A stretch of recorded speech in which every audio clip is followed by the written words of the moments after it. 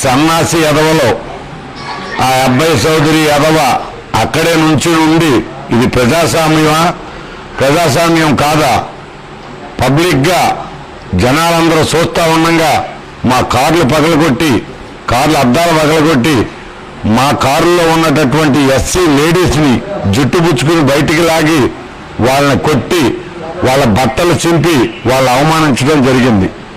ఇది ప్రజాస్వామ్యమా? ఓడిపోతున్నాం. ఇట్టా దౌర్జన్యాలు చేసి ఇలా చేస్తే నీకు ఓట్లు వేస్తారనుకుంటున్నావా? ఓటమంటే ఏంటో తెలుస్తుంది నీకు.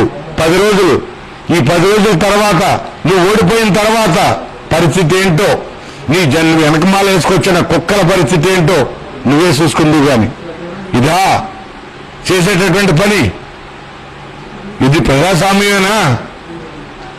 నేను కాదు చూసింది, పోలీసులు అందరూ చూస్తా ఉండగానే నీ మనుషులు దౌర్జన్యం చేయటం, నువ్వు దగ్గర